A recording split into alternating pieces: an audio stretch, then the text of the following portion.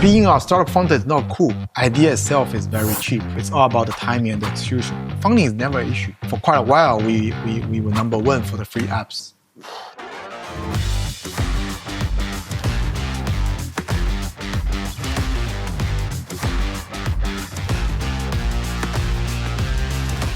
Chinese students, I'm sure they're like super smart. Do they feel the need to go to the US in order to take the next leap? I think looking back, it's not about where you get educated. It's about If the companies do fail, society or even by investors, do they just not give you another chance? Well, Ben, thank you. Thanks for being here. thank you for having me. And first time in Shanghai, which is very exciting. Anyway, I'm very excited to talk to you today about, like what the startup scenes are like. So you are a startup founder. You have a very successful company called Lingo Champ. Yeah. But how do you pronounce it in Chinese? There's a company name and the brand name, right? Oh, okay. So the product name is always be in Chinese called Liulishuo, which basically means speak fluently.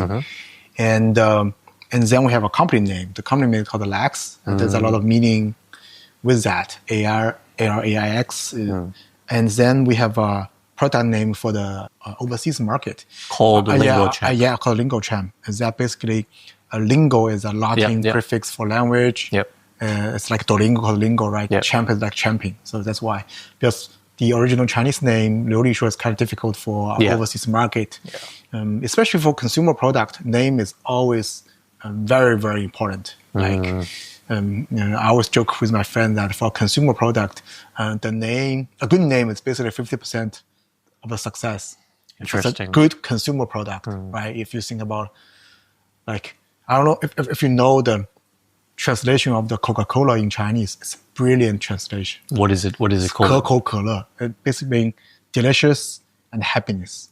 Wow. And okay. It sounds very similar, right? Yeah. And also the meaning itself is very so the brand name is just it's brilliant. You have a technical background. Yeah. So you're a CTO, but also co-founder of this company. But how did you come up with this whole concept of using AI to improve a language learning for the Chinese as well as people overseas? Okay. So first of all, in the startup world, as I always keep telling a lot of people, that idea itself is very cheap. So it's all about the timing and the execution. And computer-aided learning or computer-aided education is not a new concept at all. There are several times I told a story about how people envision how technology can help the education. It's a story about Steve Jobs. So when Steve Jobs had an interview with Playboy, so first of all, it's a Playboy magazine, very interesting magazine. So Steve had an interview with Playboy. At that time, I think they just released Apple I or maybe Apple II. And how Steve Jobs described he was very excited about that device or that computer is that he believed soon every single student gonna have a Apple computer. And this is gonna dramatically change education.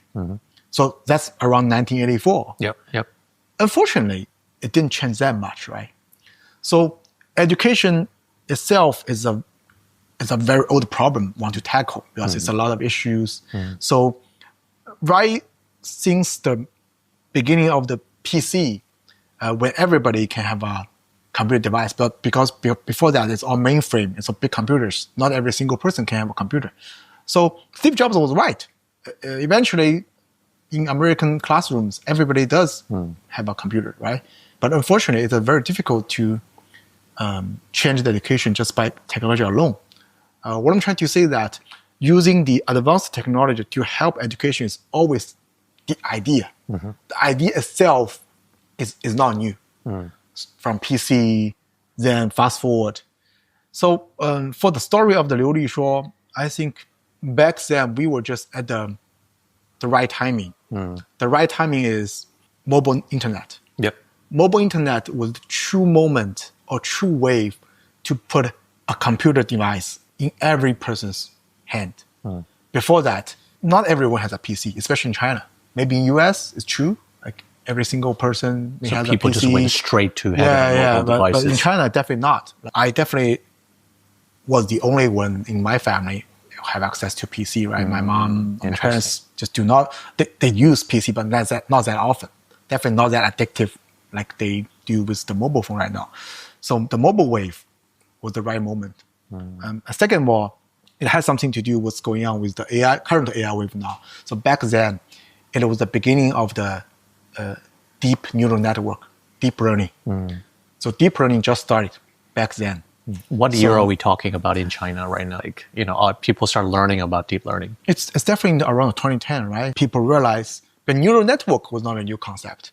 But up until the deep neural network, people start to realize there's something there, right? If you're looking back, if you look at the interviews by Ilya, I think back then, Ilya already realized, like scaling law, scale is everything.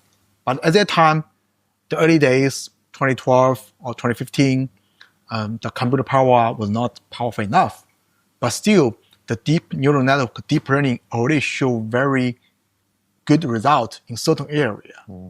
And one particular area got improved a lot is speech recognition. Really? Even from back then? Yeah, back then. So that's why the speech recognition itself is highly related to language learning, right? Because language learning is all about speaking, listening, right? So if a computer can listen very well, and also the computer can speak or can respond very well, right? So it's like a language learning or language teacher. So as I said, back then, just the right moment. The mobile wave and the deep learning, that was very important. And up until that point, like this was your first company. And I think this is a big deal because not everybody, especially in China, gets to take the very first idea, execute it, and then go IPO, which we will talk about. Technically, it was not actually. I had a company before that. So I started my first company in 2011, but that one didn't go very well. So what was it? Actually, it was an idea, and now a lot of the new AI companies trying to do that. Really? It's like a personal search engine. So it's a search engine for personal use. Because Google is a search engine for everyone. It's like a public index, right? So everybody search the same content. But back then, we tried to build a personal search engine just for you. Where you have your own data, your own social feeds, your own emails, your browsing history.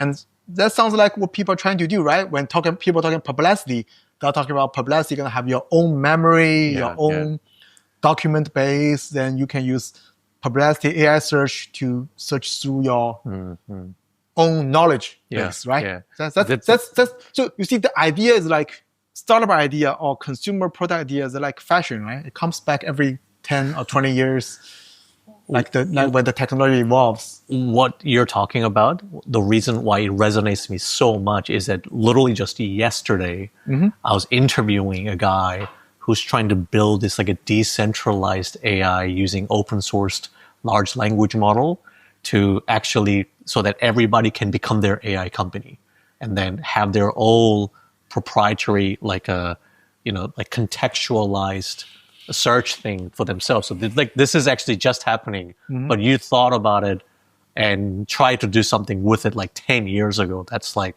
really ahead of its time, right? Yeah. But as I said before, idea itself is not that important. It's all about the timing and the execution.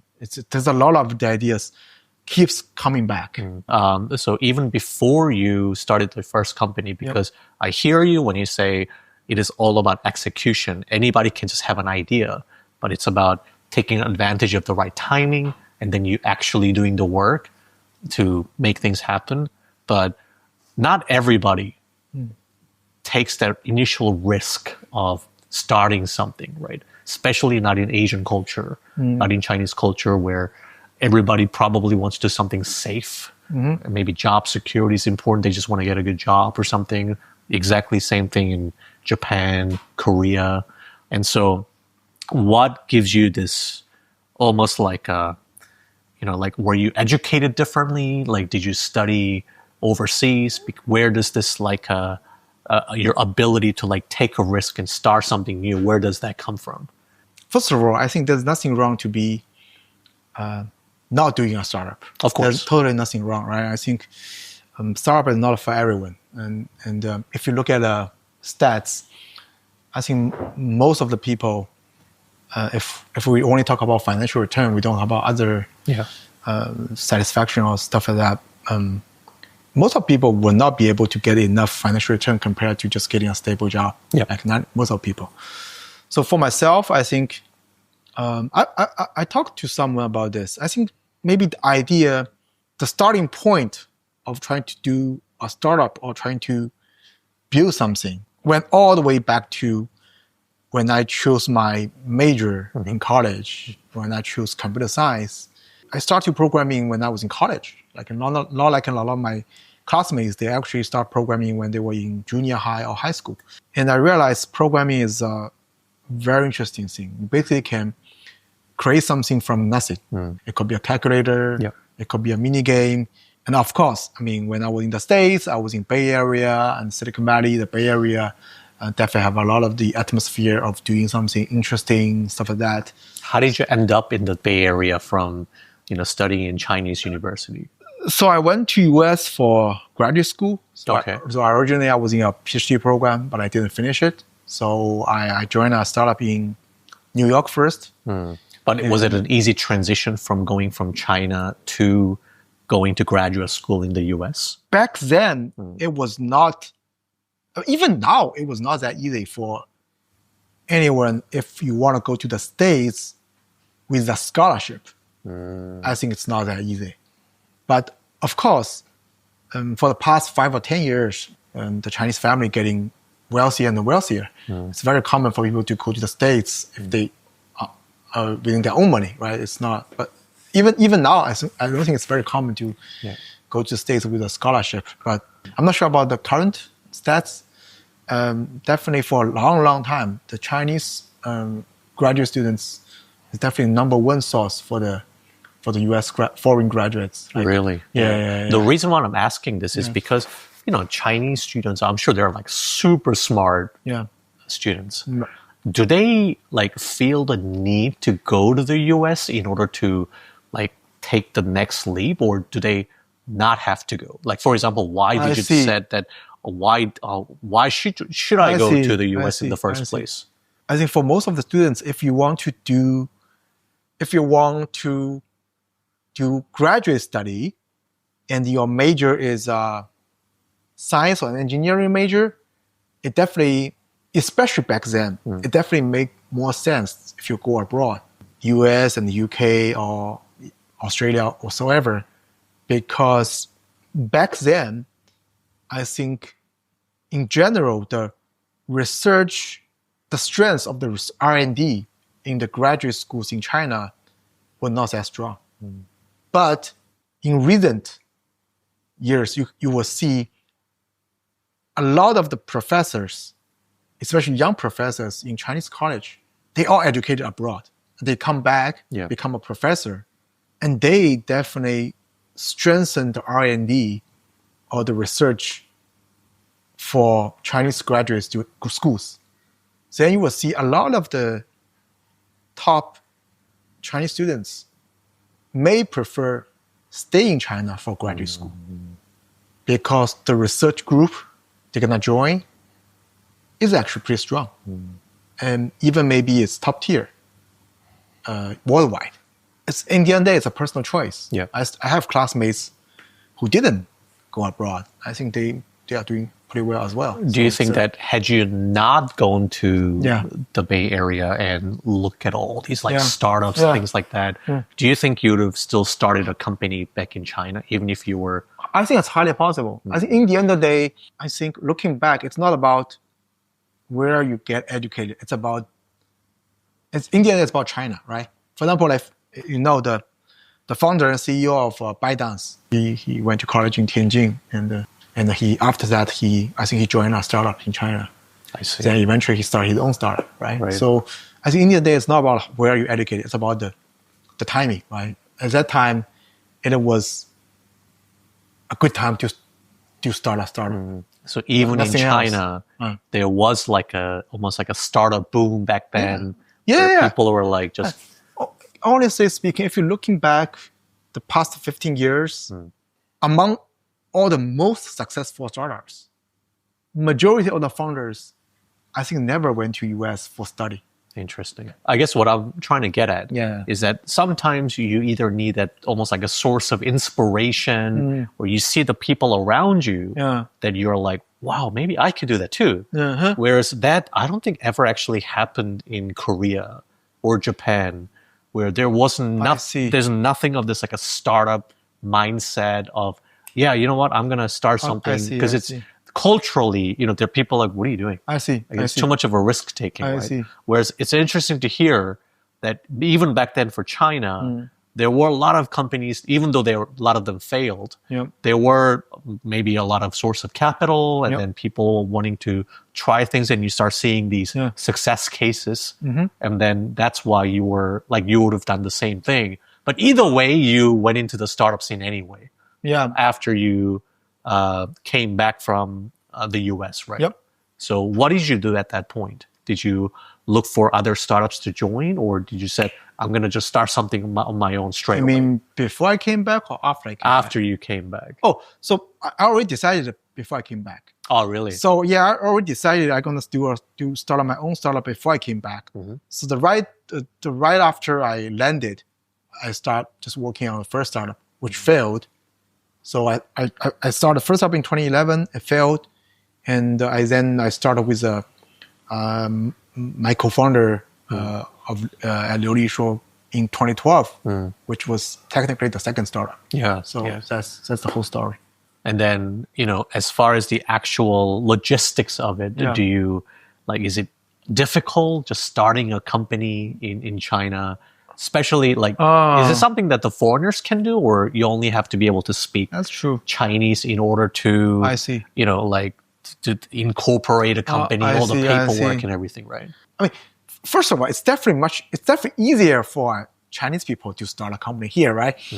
And if you are foreigners, it's definitely a lot of hassles. I mean, but because I'm not a foreigner, so I never encountered it myself, but I can imagine it should be some hassles. But yeah, I mean, I don't know. Like, what about like a funding type of funding back then? I mean, even now, funding is never an issue. Really? Yeah, it's. So you just go pitch yourself to some venture capital firms, or like. So there are a lot of incubators. So I think at that time, there's already a very systematic way of a startup and investment, right? Because back then, Y Combinator was already very popular in China. So Y Combinator first of all, Y Combinator was already doing very well in the Valley. Yeah. The news spread, right? So YC was very popular in China. So there's already people trying to copy the model of YC. So which means in the funding side, there's a incubator, maybe seed or angel, or early stage or late stage. Yeah. It's already very. So it's very structured. It's already systematic, already. right? Because the first wave of Chinese venture capital was back in maybe 1995 or 1996. So at that time, it's already been in China for maybe almost 15 years. So it's definitely already started to getting more mature back then, right? So of course, right now it's very mature. So it's. So I don't think it's an issue. So what is sort of like the YC equivalent? So Y Combinator, for anybody who doesn't know, is like the world's biggest accelerator type of, you know. So school. Right now in China, there's a one called Miracle Plus. Miracle Plus. It's actually created by the previous YC China head. So YC actually had a YC China. I see. A long time ago. Right. And then the head of the YC China started an incubator called I think it's called a Miracle Plus, the English name. I see. So when you were starting your second company, but this time focused more on language teaching, what was sort of like the initial vision, like goal? Did you ever imagine yourself taking the company all the way to IPO, or you were like, oh, you know what, maybe I'll like exit at some point? So the first batch of the Chinese startups, they already went IPO, right? You already see the stories of Xinglang, Sohu, or later that Baidu and Alibaba. You already saw those stories. So I think back then, I don't want to speak for everyone, but I think almost every single startup founder was dreaming about IPO, right, before or maybe during their startup journey, right? So we definitely think about it, but it's not something we talk about every day, right? It's just actually during the whole process or whole journey, just working on the product, trying to build the product with a way of consumer facing, right? The consumer like, and then maybe eventually we can have some good result. But it's definitely going IPO was definitely part of the dream, but it's not something you only work for that. Of course, of course. But then, as far as the product idea, you wanted to make the best product to your audience or your consumers. And what was sort of like the initial vision, which I'm sure you had to iterate. But what was your thesis? Like, did you think that, well, people really need this type of thing? Were there like competitor products? Or is this something that didn't exist in China, but you were the first? We were the first, definitely, for that kind. So we were definitely the first.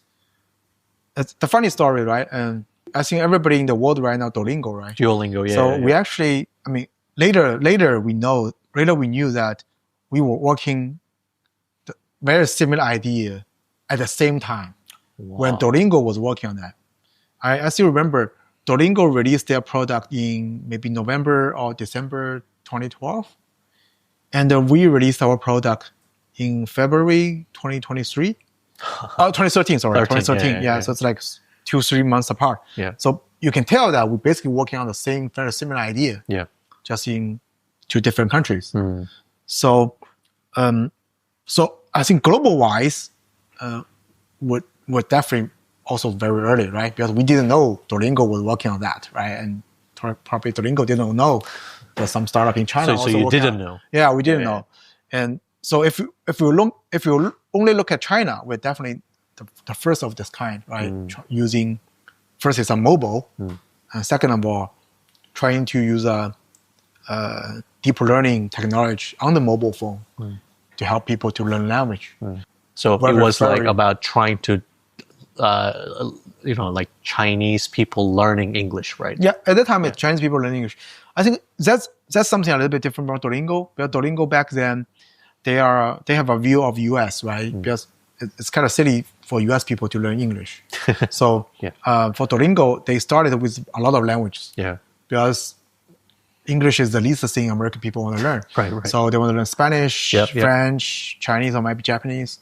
So they start out with a multilingual language learning app. But we only back then focus on English because English, even now, is the largest sector in terms of all the language learning. And how did you know that there was a lot of demand even back then of people wanting to speak English? But there are a lot of traditional business. There are a lot of offline English tutoring. Right. Even in Korea, there are a lot. Right? There's still a lot in China. Definitely getting less. But every time I go to Japan, Korea, or a lot of cities in China, there are a lot of the offline language learning schools. And most of them are English, right? So you thought, this needs to be disrupted or revolutionized. Totally. And back then we just realized there are a lot of demand, but it seemed like we could do something on the mobile phone, which make it accessible. Not everybody can learn it everywhere, right? Because back then, you can see the trend in the future. Everyone gonna have a phone, right? So everybody can learn it, and also with the AI technology, we think people gonna less depend on teachers, right? Because the phone itself can act as a teacher. They can, at least at the very beginning, they can correct your pronunciations. Yeah. So Yeah, I mean, but if you think about 10 years ago, that concept would have been so foreign. This like AI tutor being able to, like that sounds so advanced. It's actually If you think about it 10 years ago, right? Actually, there were previous effort on PC. I cannot remember the exact company name. There were previous try. There were a company trying to provide computer assisted language learning on PC using still voice recognition technology, but definitely without deep learning part. It's Right. The older way of doing it on computers. Right. When it's like, I don't know if when I was in elementary school, right, we go to the there's a language learning room, right? You put on the microphone with all this stuff. Yeah. So there are people do that on PC. So basically you talk through the microphone, the PC at that time will recognize and help you. But the thing that back then the technology was bad. Yeah. It just cannot really correct you very well. And because also, there was no large language models back then. Was there? Yeah, but even when we started, there's no large language models. Large language was a fairly new thing. But on the PC, the issue is that not everybody has a PC. You cannot really put a PC in your pocket. Yeah. And also, before deep learning, I think in general, the voice, the recognition, everything is just not that great.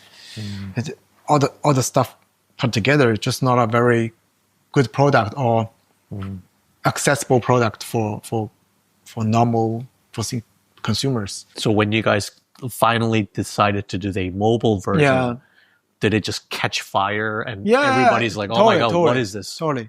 I remember when we released the product in February 2013, it just instantly became really, really popular.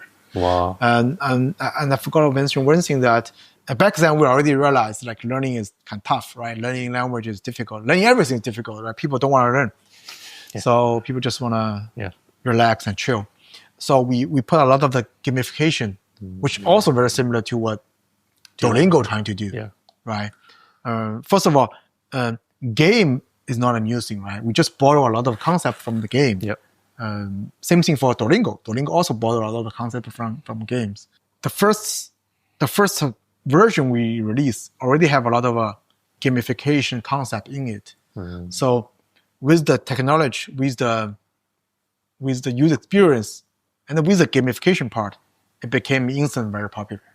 So it's like there's a viral thing. Like people start to talk to the phone, and we will give them a score, and people start to share their score on Weibo, which is basically similar stuff like Twitter. The Chinese Twitter, like Weibo. So it was an instant. So what kind of like number of users, let's say monthly, were you guys on board?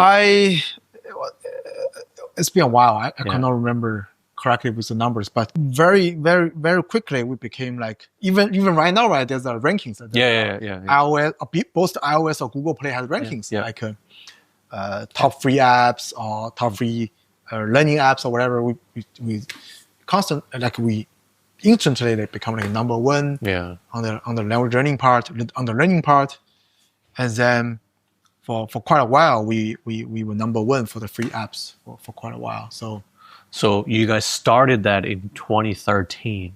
Well, it's been over 10 years now. And then it's, like it's still very strong, like there's a lot of demand for that. But, what was it like? You just work, like, what's your startup life like? Because, one thing I always hear about is like a startup culture where people just never sleep and you have to be like, 100% speed in, going at full, just how tough was that lifestyle for you? Is that something that you enjoy doing, or you were like, okay, I'm getting burned out? So first of all, like different company has a different startup has its own culture. Even within all the startups in China, right? The working hours varies, right? Like some companies we always hear horrible stories about their working hours. So, but in general, definitely there are a lot of times, a lot of the moments we have to pull our all-nighters to some maybe emergency fix, or even during our IPO roadshow, it's like crazy, right? We travel to Hong Kong, San Francisco, New York, Boston, like for the roadshow. It's crazy, right? there's no stop, right?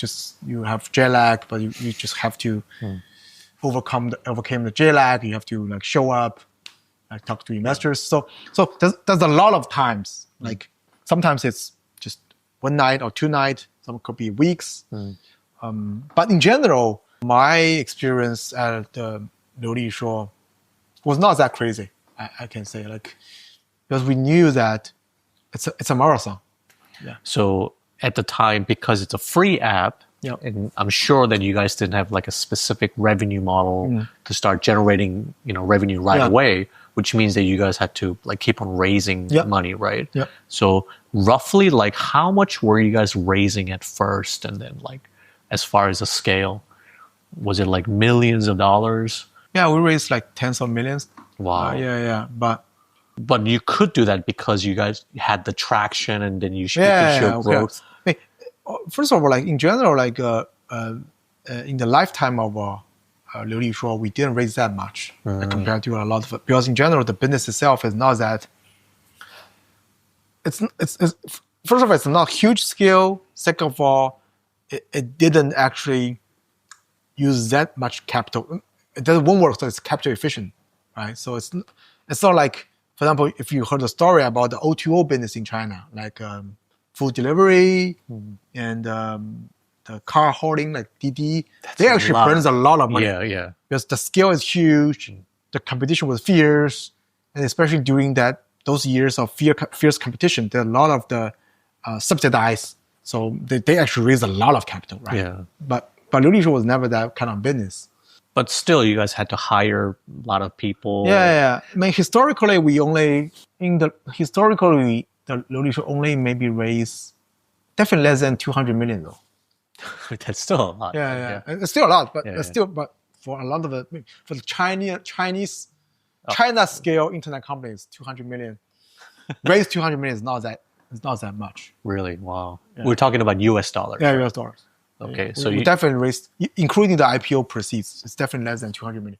I think we often, especially now, because of now DeepSeek and everything, we hear a lot about how talented Chinese engineers are, and there are like so many super smart people working really, really hard.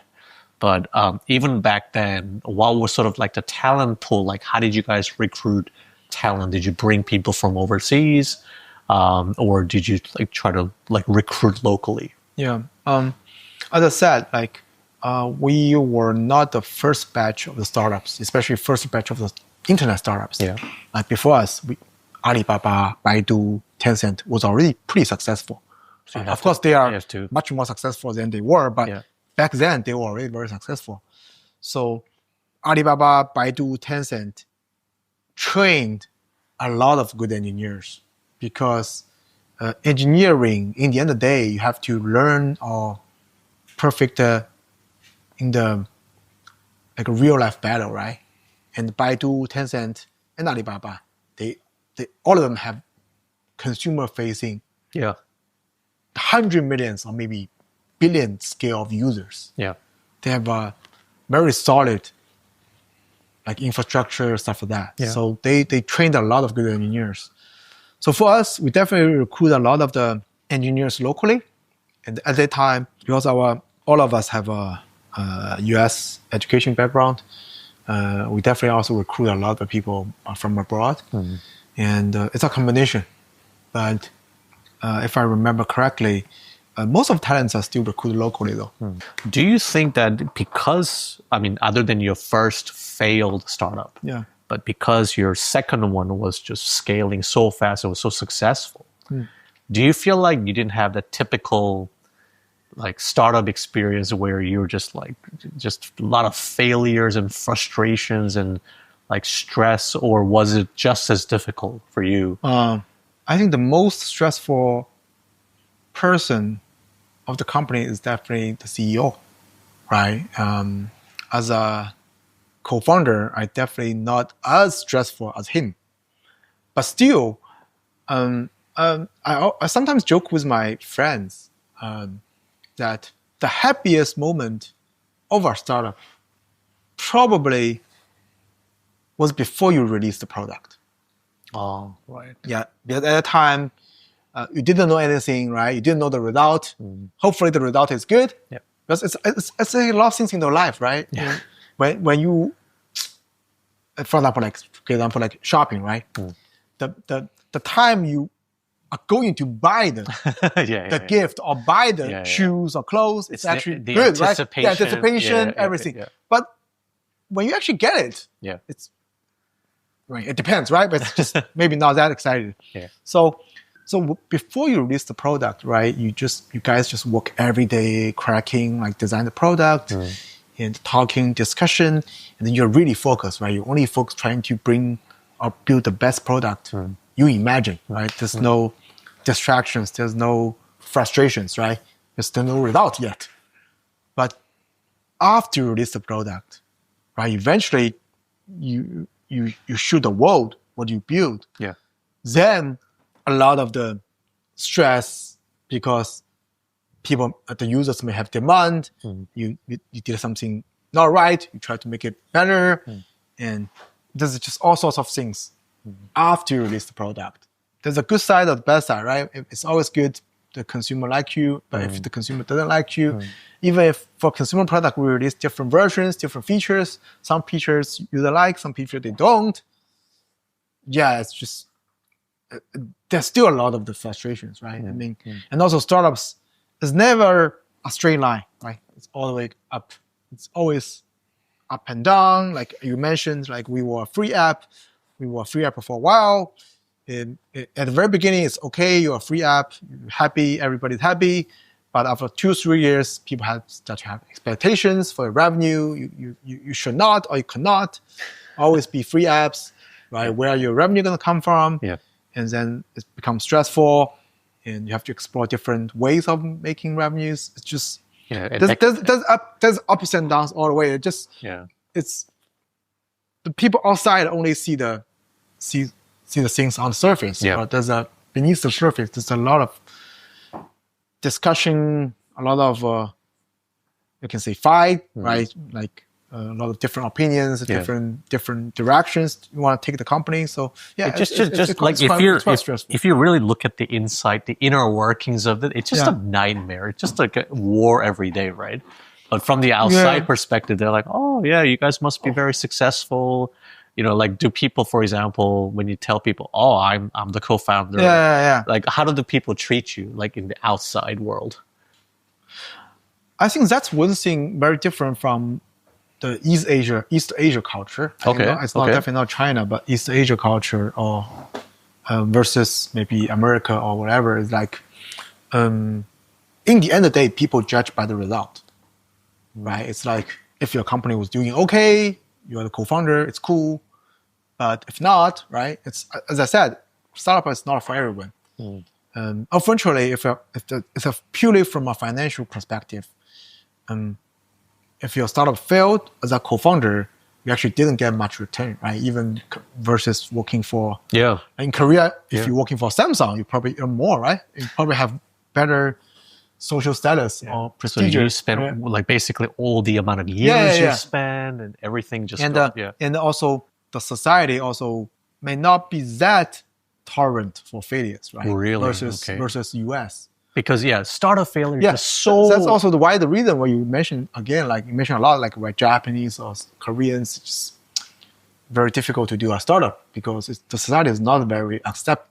They're not forgiving. Yeah, they're not very forgiving compared to US, right? Right.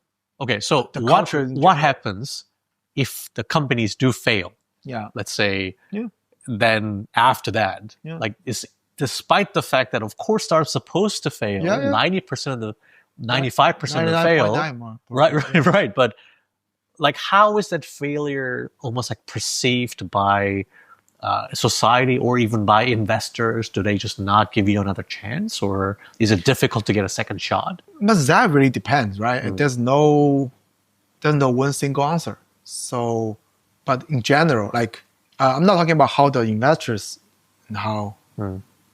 So you're talking about like you're asking me like how as a co-founder, people around you see you, right? I said it's in the end, unfortunately, it's very, people are very realistic, right? It's better result, right? If your company doing okay, you're a co-founder, people say, oh, cool. But if your company is not doing that well, you're a co-founder, so, right? It's honest. There's nothing to do with how investors see you, or if you are gonna get another investment or whatever. It's different. It's just how the society in general, like how your friends and family, how they perceive. Yeah. How did they perceive you? There's nothing. I think in general, the East Asia culture, I think still in general, East Asia culture prefer stable jobs. In general, I think. Yeah. Like, I think even in China, right? You see the stories, but if you look at the percentage, the people who are actually doing startups is extremely low. It just, China has 1.4 billion people. So the base is huge. Right. But if you look at the percentage, it's very, very low. Especially, I think in general, people prefer stable jobs. Yeah. But something tells me that you have the kind of personality where you don't really care about that kind of stuff. You just want to do what you want to do, right? Like, you're almost like same with me. You know, people tell me, oh, you're not supposed to do that. I'm like, why not? Why can I not? Right? So I have a bit like a very rebellious type of maybe a personality thing. Or I'm gonna show something. I think so. I mean, I think I keep thinking about it. That back then, I think I was just young, right? When you were young, you had nothing to be fair, right? Nothing to lose. Yeah, nothing to lose. You were not married. You didn't have kids, and just do whatever you want. And at the current stage, I keep thinking about my perspective changed. But the way I do things will be the same, but the way I reach the route will be different. At the current stage, what I'm thinking is that there's a very popular theme like YOLO, right? You only live once. Yeah. It's like life is short, right? So as long as you didn't do something to bankrupt yourself, to put your families in danger or whatever. Right. I understand, right? Like, I have friends who work in the big corporations or whatever. The pay is good. The job seems to be stable, but they're not that happy, right? And if you do have a choice, life is short. So why not do something interesting and also maybe create some value, at the same time provide some financial return for you, right? So the way I see the problem is a bit different. Back then, I think I was just young. I had nothing to lose. Why not, right? I mean, it seemed to me the mobile wave is coming. I just want to be part of it. And I'm a Chinese. I seem like the best way to do it is just go back to China instead of staying in the US. Yeah, back then I was young. But now I just see it very different. I think we only live once. You just do something. Just follow your heart. Like, on that mindset, you guys did go all the way to the IPO. Yep. So how did that actually come about? And is there also like almost like a little bit of a cultural difference when it comes to doing IPO as well? Because again, what does that mean? Cultural difference as in you're doing IPO in China as opposed to doing it in like in New York Stock Exchange or something like that. I see. That culture or the perceive definitely changed over time, right? But as I said, there's a historical reason, and maybe all the previous successful internet companies in China went IPO in US. It certainly started to change. Yeah, certainly started to change, but previous. So which means like going IPO in US seemed the win, right? The goal. Yeah, because Baidu went IPO in US. Alibaba went IPO in US. Yeah. Tencent is very special. They actually went IPO in Hong Kong. So very, very rare case. So did you guys have that option at that time? Like, hey, maybe we should, we actually never thought about Hong Kong. Really? Okay. Yeah. The only thing we thought about the US. It's like 90%, maybe even 99% of the Chinese internet companies went IPO in US. Definitely before 2018 or 2017. But it's just everybody does it. Yeah. Why not? I mean, now it seems like, I can understand how that happens. Yeah. Because even in Korea, like guys like Coupang, Yeah. again, its service is only available in Korea, but they just go public in the US, right? Because they do all the road shows in the US and everything. So I was There's a reason behind it. Because in general, like a lot of internet business, doesn't matter which country. A lot of the internet business when IPO, they actually are not profitable, right? And the US market is very friendly to company business. The US market values growth over profitability for a young company versus a lot of the other markets. So that's why like US market itself is very attractive for internet companies because in general, a lot of internet companies when they IPOs, they were not profitable. They eventually, it turns out it's a huge business, right? Like even Facebook took a lot of time to be profitable. Yeah, and when they start to get profitable, it's really profitable. True. Right. But doesn't that also depends on the climate when you IPO? So for example, of course. After like WeWork or something, and now everybody's we look at profitability. That's true for every single market. Doesn't matter if it's South Korea, Japan, China, or US. That's true for every single market. But as the financial market fluctuates, right? So that's true for every single market. So when you guys decided to IPO, like what was sort of like the actual ins and outs of your execution or thought process? Did you guys were you ready for it? Yeah. I think that we had a board meeting, and the board thinks it's the right time. And of course, different board members have different opinions, but in general, in the end of the day, the board made a decision. We're gonna pursue that. So after that, it's pretty. We were lucky. Like it took us less than 6 months, the whole process. I mean, it's actually for US IPO it could took less, but 6 months is average. Right. So we are not super fast. We are not super slow. Yeah, I mean the whole process was relatively speaking smooth, but of course, I mean, underneath it, there's a lot of issues back and forth, lawyers, bankers, investors, a lot of stuff. But in general, there's no IPO process is smooth at all, right? So in general, I think it's quite smooth.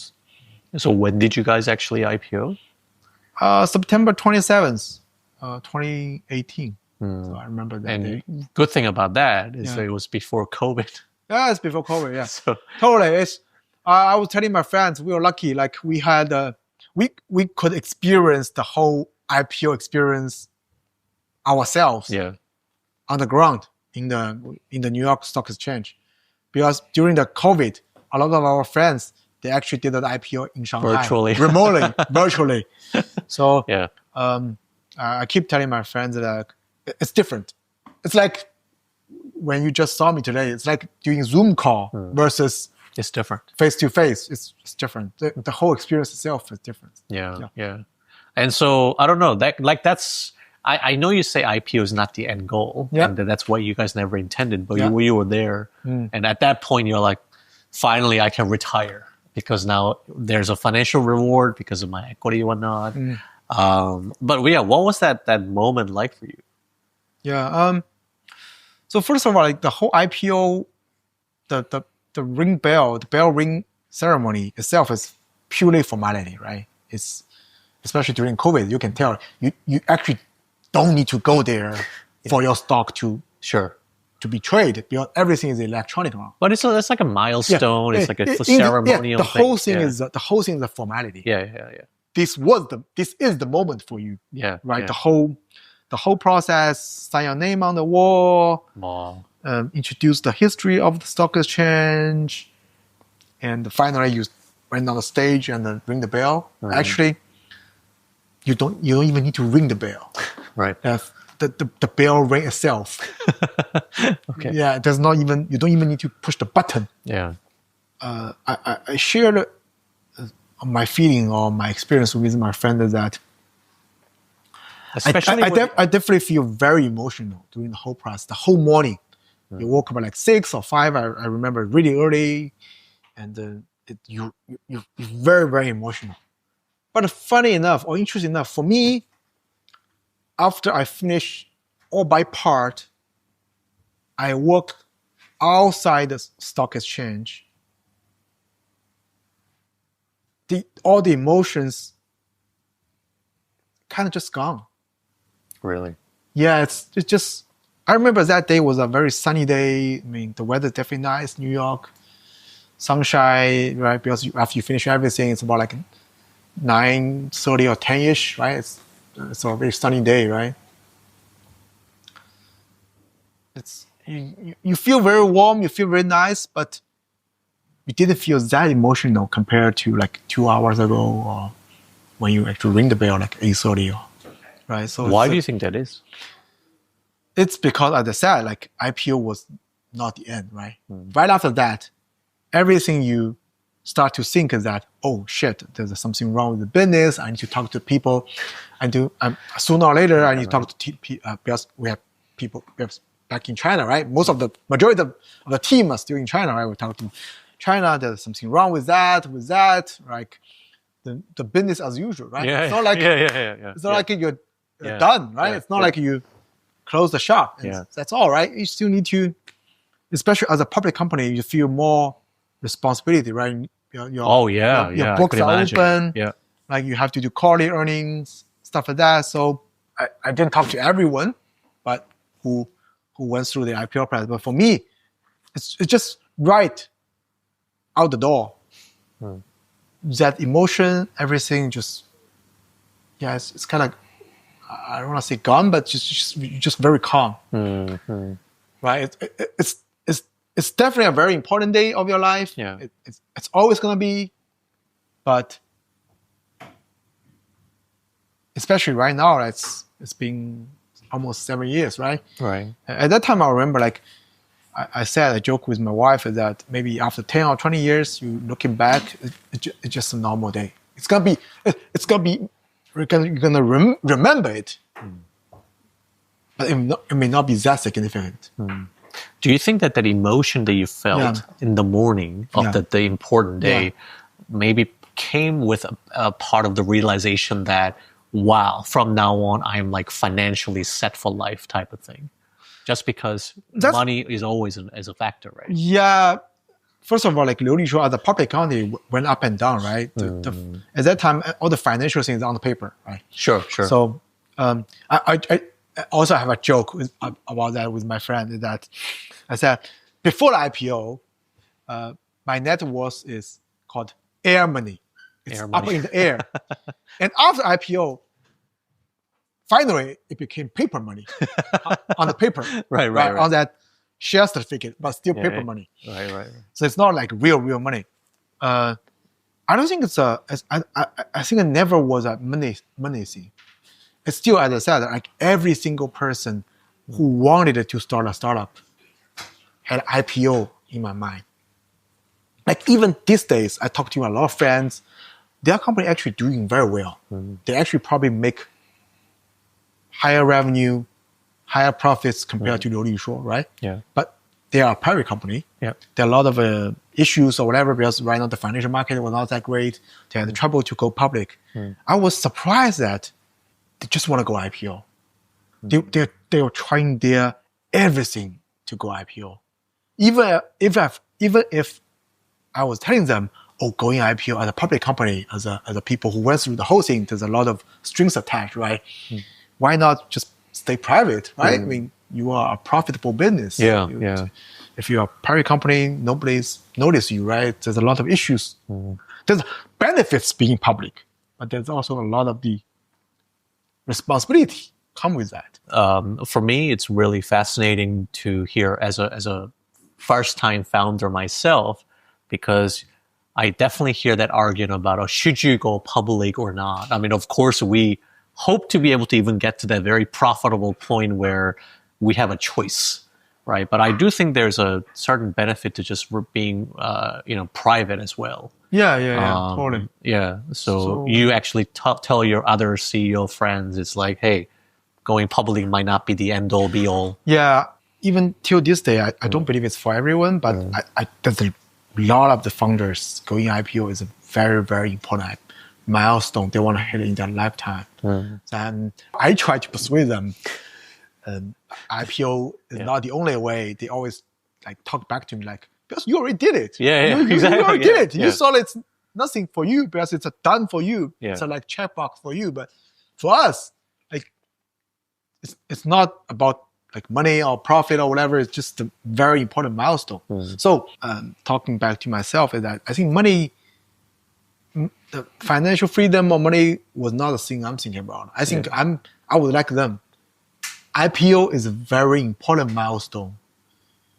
Maybe culturally or whatever. Definitely because all the successful internet companies like Baidu, Alibaba, of course like Google, I don't want to mention all the US companies, even the Chinese ones, they all went IPO. So IPO is like the milestone or the checkbox. A lot of the startups founders, especially internet startup founders, they want to check that box. So that's what we want to do.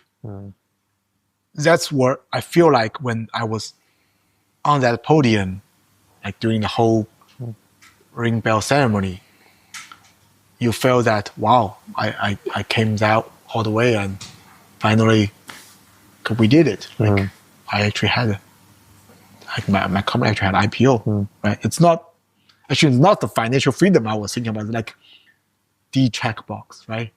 But the bottom line is that you did achieve financial freedom especially even compared to other regular people. And so give or take. How does that almost like change your perspective and like, because not many people get to achieve that type of financial freedom that you did achieve, right? Most people still have to, like just work at a job where they have to get salary so that they can put food on the table. They have to worry about debt and all that kind of stuff. Whereas you certainly achieved that feat, right? I think that's another huge topic to talk about, because I think financial freedom is a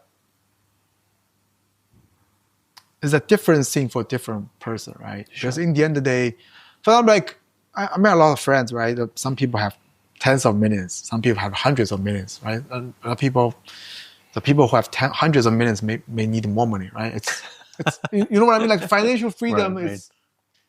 It's all relative. It's all relative. It's in the end of the day, it's all about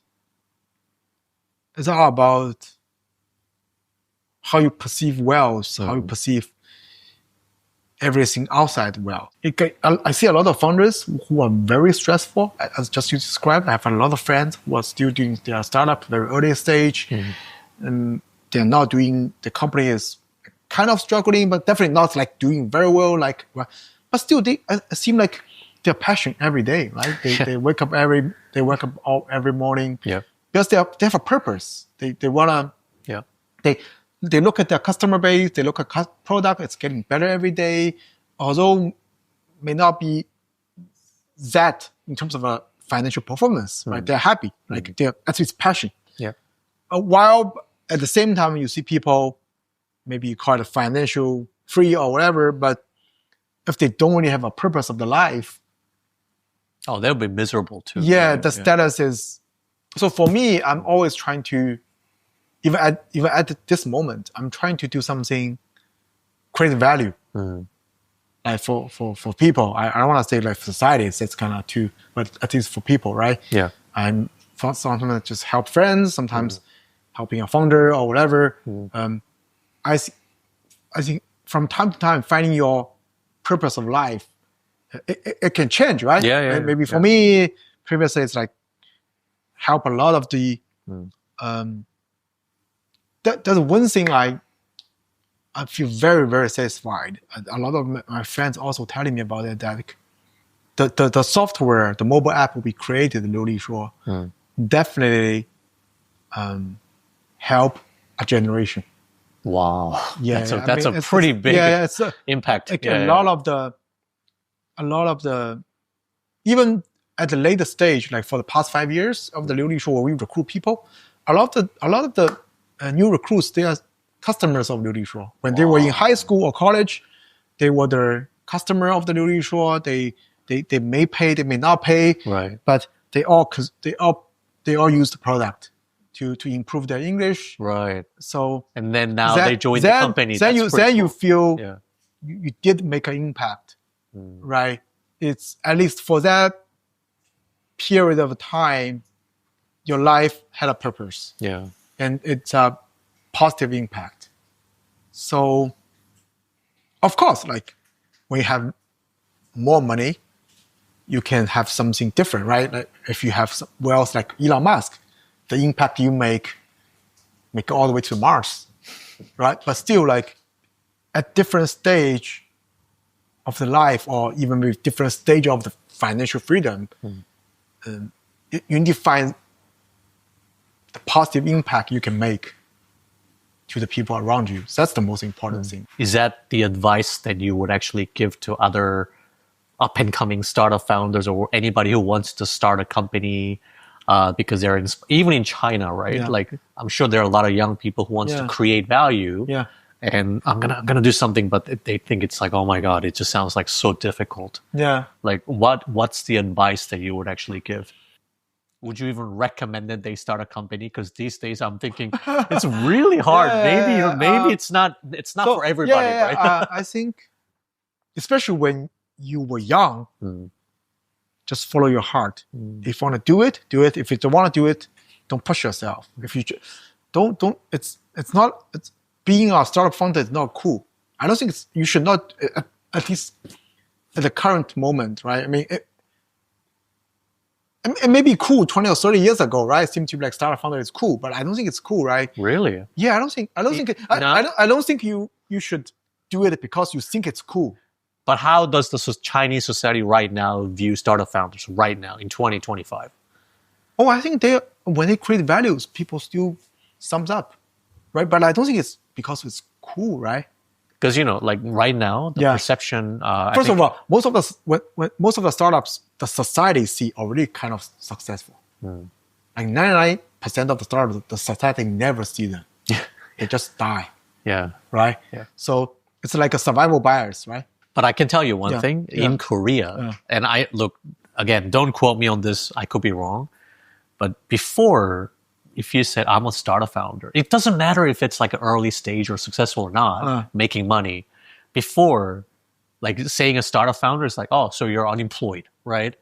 Like, I see. It's like if you had to compare lawyer or something with a startup founder, people like, what do you mean like a startup founder? But now in Korea, if you say, oh, I'm a startup CEO, and all of a sudden people are like, whoa, okay, maybe even for girls, right?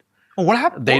What changed? Like, is that past 5 years, 10 years? Yeah, I think because you start seeing more successful cases, so now like everyday people, they think that all startups are like a potential billion-dollar companies, although we know that 99% of them are going to die. But I think the funny thing is the public perception now is that if you say you're a startup CEO, people might think, wow, okay, so he might be like a super rich guy in the future or something. Although we know that, so that's why I was wondering about China, right? A lot of the society, or even US, right? A lot of these change because of social media. Yeah. Social media just, everybody, especially with the mobile phone, with social media, everybody knows everything instantly. Like what happened in US, maybe hours later, everybody knows, right? So it's, right. And maybe like in China, a lot of the view about tech startups definitely get a lot of the influence from US, right? They see like Elon Musk. Elon Musk had a lot of fans in China. I can imagine. Yeah. So his fans definitely gonna view startup founders different way, right? Yeah. So I think the social media, the global media change definitely also helps a lot of this. Yeah. I guess one of the last few things that I wanted to ask you is right now, I think the whole world is just on a roller coaster ride, shocked with what's coming out of China as far as like this super AI open source models like DeepSeek, and now Alibaba has got that. What is it? Quen? Quen, yeah.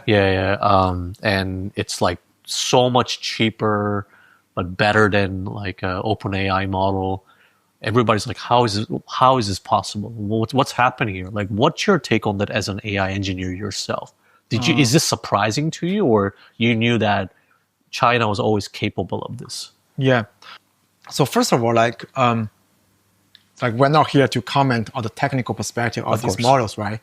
And those models is like, if you do see your AI model as a human has different perspective, different skill set, right? It's very difficult to holistically to value all these models technical wise.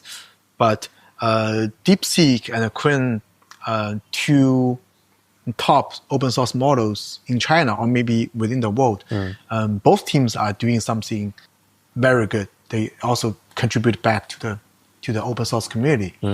I think what DeepSeek has done, DeepSeek definitely have a very talented team, a lot of engineers. Do you know them? I know some of them, right, but not all of them. But as I mentioned, like China has a lot of talented software engineers, right? If there's people in US also talk about it. If you look at the machine learning or AI engineers, even in US, a lot of them are Chinese immigrants, right? They're and then Chinese and a lot of from China or from India. Because these two countries, China and India, both for the past 10, 15, or even 20 years, produce a lot of the STEM students, like computer science, engineering students in China and India as well, especially China, right? We mentioned earlier that a lot of the young professors in Chinese colleges these days, most of them educated in the US or in Europe. They come back to become professors in China, and they have the global view. They know what's going on, the frontier technologies global-wise. And the lab and the students they have in China, even the local students, right? The local PhDs, the local master students, they all shared same global view of about frontier technology. So for me, I'm not that surprised. Even in the previous stage, when we started a startup, when the deep neural network, deep learning just started, like Chinese are doing pretty well. Even for the computer vision, right? Like there's 4, 5, or several Chinese companies, they were doing excellent in the deep learning computer vision. Do you see this almost like becoming is it a healthy competition, or is it because what if they feel threatened, the US, because of all these like talents out of China? Like they're like, especially President Trump. Yep. It's like, it's like now arms race. Everybody has to we have to be better than the Chinese. So I don't know, do you feel threatened by that, or how do you see this playing out between these two countries as far as AI race? In general, from my perspective, I think the healthy competition is always good.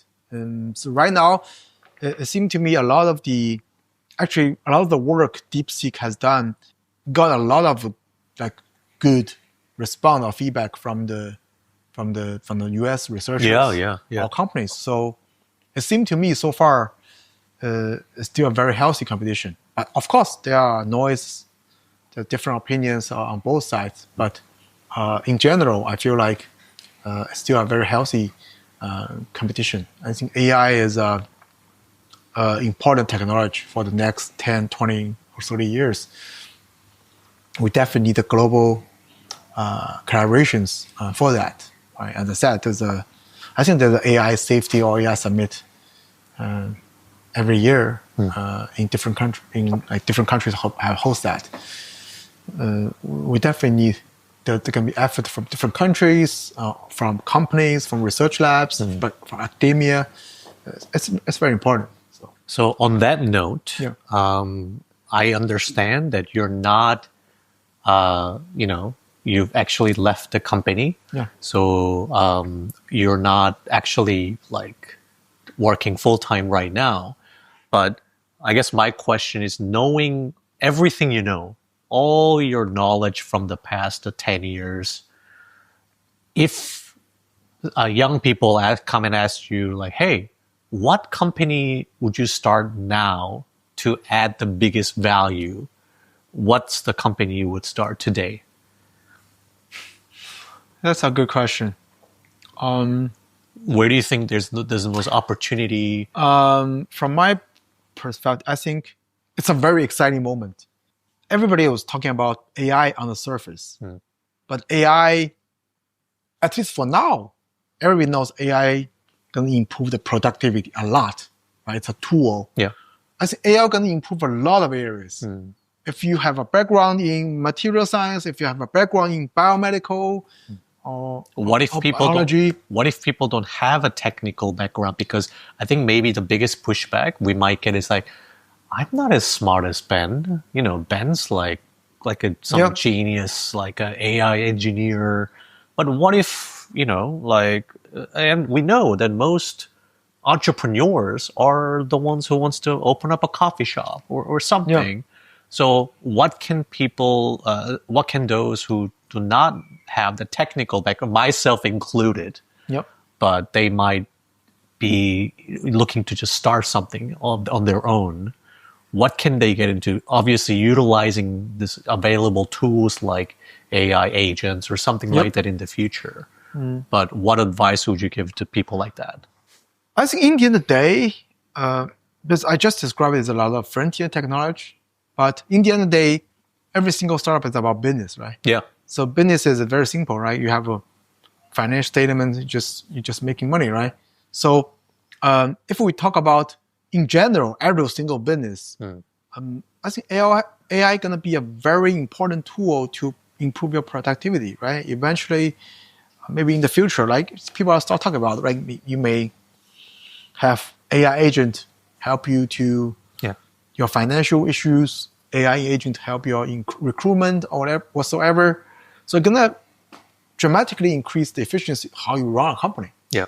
It may even help you to manage a company in a more transparent way, right? Because AI can help you solve a lot of information as a human you will miss.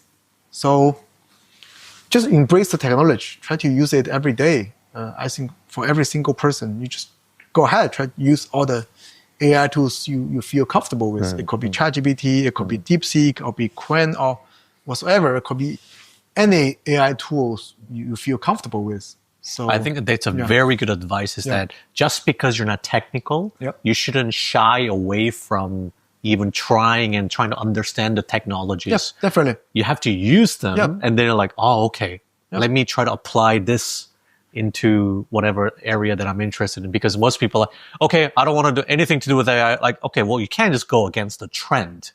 You have to utilize the technology. And just because you're non-technical doesn't mean you can't use the technology, right? Yep. Yeah. Especially now it's all consumer app. You can actually use it. Totally. So why not? It's like 30, 40 years ago. If you want to know what's going on with the PC, just buy a PC and use it. Right. Now you understand how the PC is going to work. Yeah. It's not like, oh, I don't know how internet works. Windows, so I'm not going to use it. Office, it's same thing. Yeah.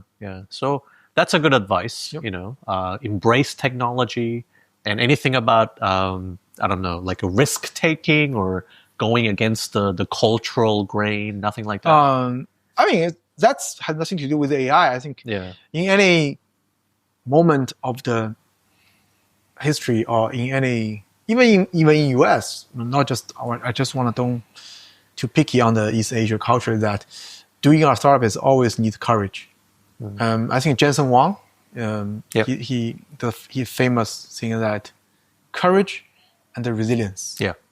Just not giving these up, two right? things are probably more important than smart or IQ. Like the people don't talk about EQ, right? I think both courage and resilience is about EQ. It's not about how smart you are, how brilliant you are. And you can attest to that from your own experience. Yeah, I think Startup Boy is about courage and resilience. Cool. I think, I think a lot of people, I hope, find your insights and your experience valuable for themselves. Yeah. And I just personally, for me, I wish I could see more people like creating valuable things and services just for humanity purposes, right? Not just for China and Korea, but I think we could use more creators, entrepreneurs, and founders. So on that note, love for you to come back at some point in the future. Yeah, thank you. And then maybe we can talk about other interesting things. But for today, thank you so much for your time. Thank you for having me. Yeah. Thank and you. We'll keep in touch.